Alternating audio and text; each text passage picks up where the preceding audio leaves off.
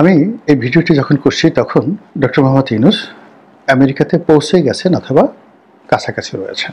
বাংলাদেশ থেকে তিনি আগের রাতে অর্থাৎ আজকের এই ভিডিওর আগের রাতে তিনি বাংলাদেশের এয়ারপোর্ট ত্যাগ করেছেন।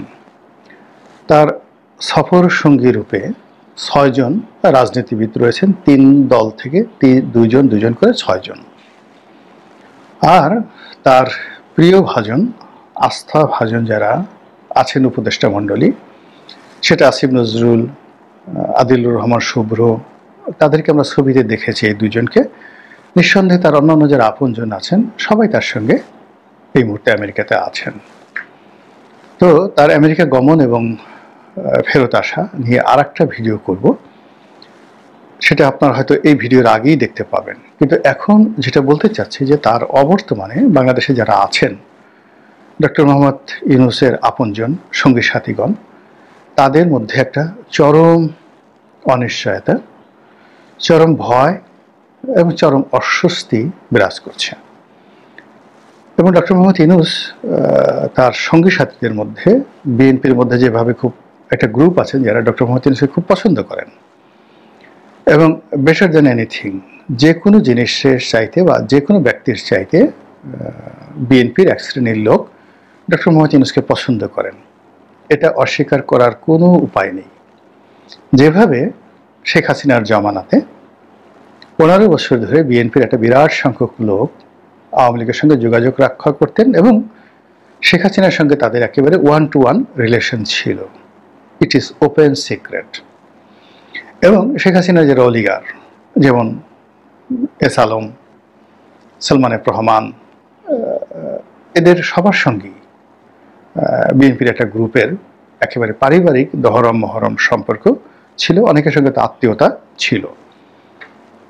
একইভাবে জামাতের কথা যদি ধরেন, জামাতেরও মোটামুটি গোয়েন্দা সংস্থাগুলোর সঙ্গে আওয়ামী লীগের শীর্ষ পর্যায়ের যারা নেতৃবৃন্দ, যারা এই পলিটিক্যাল পার্টিগুলো ডিল করতেন, সেটা তারেক সিদ্দিক হোক, মশিউর রহমান হোক, এস.টি. ইমাম সাহেব হোক, কিংবা ধরুন অন্যান্য যারা আছেন, তাদের সঙ্গে জামাতের শীর্ষ পর্যায়ের অনেকেরই যোগাযোগ ছিল।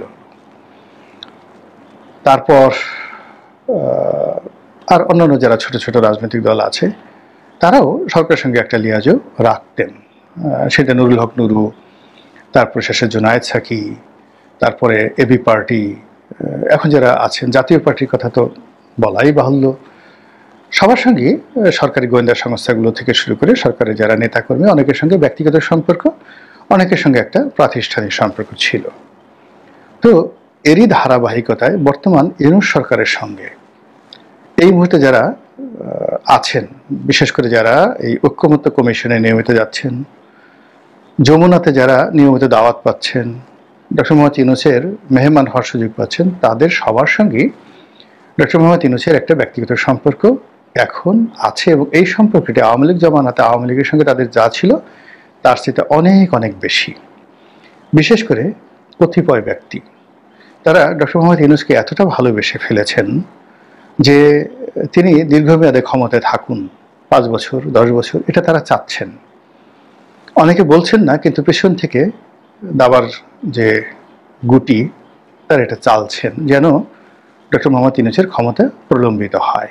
এটা হলো বাস্তবতা। অনেকে দোয়া করছেন, অনেকে দাওয়া করছেন। আর অন্যদিকে যারা উপদেষ্টা হয়েছেন, তো উপদেষ্টা যারা হয়েছেন তারা কিভাবে এসেছেন আমরা জানি না, আমি নিজে ব্যক্তিগতভাবে মিলাতে পারি না। যারা উপদেষ্টা হয়েছেন তাদের মোরালের সবাইকেই কম বেশি চিনি, ব্যক্তিগতভাবে চিনি। এই মানুষগুলো কি করে ডক্টর মোহাম্মদ ইউনূসের সঙ্গে একত্র হলেন, কি করে সেনাবাহিনী প্রধানের পছন্দের তালিকায় আসলেন, কি করে ডক্টর মোহাম্মদ ইউনূসের পছন্দের তালিকায় আসলেন, কি করে রাজনৈতিক দলগুলোর মনোনয়ন পেলেন, কি করে আমেরিকার গ্রিন সিগন্যাল পেলেন, যেটাকে আমরা ডিপ স্টেট বলি। যারা আবার বলেন যে এখানে রয়্যাল এজেন্টও আছে, ধরে নেন রয়্যাল এজেন্ট আছে, সেখানে কি করে ওনারা এই উপদেষ্টাদের মধ্যে কেউ কেউ রয়ের অনুমোদন পেলেন, কেউ বলে উনি আইএসআই অর্থাৎ পাকিস্তানি গোয়েন্দা সংস্থা সেগুলোর এজেন্ট, তারা সেখান থেকে কিভাবে মনোনয়ন পেলেন, এটা এখন পর্যন্ত বিস্ময়। আমি আমার যতটুকু কানেক্টিভিটি রয়েছে সবার সাথে আলোচনা করে দেখেছি, সবাই আমার মতো উম্মি, অর্থাৎ এই বিষয়ে কেউ কিছু জানেন না। এমনকি ডক্টর মোহাম্মদ ইউনূস নিজেও একবার মুখ ফসকে বলে ফেলেছেন যে কিছু কিছু উপদেষ্টা তার পছন্দ মতো হয়েছে বটে, কিন্তু বেশিরভাগ উপদেষ্টা আমার কাছে তালিকা দেওয়া হয়েছে, আমি গ্রহণ করেছি, এর বাইরে আমি কিছু জানি না। তো এই হলো অবস্থা। তো সেই উপদেষ্টাদের মধ্যে এক গ্রুপ হয়ে গেছেন যারা ডক্টর মোহাম্মদ ইউনূসকে মনে প্রাণে ভালোবাসেন, তার সঙ্গে তাদের হৃদয়, মন এবং মস্তিষ্ক মিশে গেছে। ইউনূস সাহেবের উত্থান তাদের উত্থান, ইউনূস সাহেবের পতন তাদের জীবন শেষ। আরেকটি গ্রুপ যারা মার্কিন লবি, আরেকটা গ্রুপ পাকিস্তানি লবি, আরেকটা গ্রুপ ভারতীয় লবি, তাদের মধ্যে যথেষ্ট উত্তেজনা, হতাশা এবং দর কষাকষি এবং যাকে বলা হয় ঠেসাঠেসি, কতগুলো শব্দ রয়েছে বাংলায়, আঞ্চলিক শব্দ, এগুলো ব্যবহার না করে মানুষ বুঝতে পারে না। গুতুগুতি, ঠেসাঠেসি, ধাক্কাধাক্কি, এই শব্দগুলো। তো এটা আপনারা স্পষ্ট দেখতে পাবেন যে আজ থেকে 6 মাস আগে যে সকল উপদেষ্টা খুব গাল ফুলিয়ে, গলা বাড়িয়ে, মানে মোরগ যেভাবে গালের মানে গলাটা একদম সামনে নিয়ে পিছনের ঘাড়ের পশমগুলো খাড়া করে কখর কখর করে, তো এইভাবে আপনি মাস 6 আগে যাদেরকে আগ বাড়িয়ে মিডিয়ার সামনে কথা বলতে দেখতেন, কথায় কথায় কখর কখর করতেন, তারা এখন নেই। সেই জায়গাতে নতুনরা এসেছেন, আবার অনেকে মিডিয়ার সামনে কথাবার্তা বলা বন্ধ করে দিয়েছেন। অনেকের দপ্তর ঠিকই আছে, কিন্তু মধ্যে দেখা যাচ্ছে যে কিছু কিছু উপদেষ্টা গত 3-4 মাসে খুবই শক্তিশালী হয়ে পড়েছেন, মানে ওখানে একটা রসায়ন হচ্ছে। দ্বিতীয়ত হলো আমেরিকার যেভাবে একটা ডিপ স্টেট আছে, ডক্টর মোহাম্মদ ইউনূসেরও কিন্তু একটা ডিপ স্টেট আছে। তার কিছু লোক পর্দার আড়ালে থেকে গুরুত্বপূর্ণ কাজ করছে, যেমন ধরুন ডক্টর খলিলুর রহমান, খোদাবক্স চৌধুরী, তারপরে একজন স্বাস্থ্য উপদেষ্টা আছেন, মানে ওই ভদ্রমহিলা নয়, বিশেষ সহকারী স্বাস্থ্য মন্ত্রণালয়ের পিজির ভাইস চ্যান্সেলর হিসেবে তিনি নিয়োগ লাভ করেছিলেন। তো এই ভদ্রলোক আছেন। তো এরকম কয়েকজন আছেন যারা ডক্টর মোহাম্মদ ইউনূসের রাইট হ্যান্ড লেফট হ্যান্ড রূপে রাত দিন তার স্বার্থ সংরক্ষণের জন্য প্রাণান্ত চেষ্টা করছেন, এবং সেই সমস্ত লোক প্রায় সকলের সঙ্গেই সংশ্লিষ্ট উপদেষ্টার যে একটা শীতল সম্পর্ক এটা আছে, এবং সেই সম্পর্কটা ক্ষেত্র বিশেষে দা কুমড়ার সম্পর্ক পর্যন্ত হয়ে গেছে। তো এটা উপদেষ্টা মণ্ডলীদের মধ্যে যথেষ্ট হতাশা তৈরি করে ফেলেছে। এরপরের ধাপটা যদি আপনি চিন্তা করেন, প্রশাসন এবং জুডিশিয়ারি, সচিবালয় এবং জুডিশিয়ারি, এখানে অনেকগুলো নিয়োগ, যেমন বিচারপতি নিয়োগ পেয়েছেন হাইকোর্টে, নিম্ন আদালতে বিচারকদের যে নিয়োগ বদলি, এগুলো নিয়ে প্রায় প্রতিদিনই সচিবালয়ে লঙ্কাকাণ্ড হচ্ছে।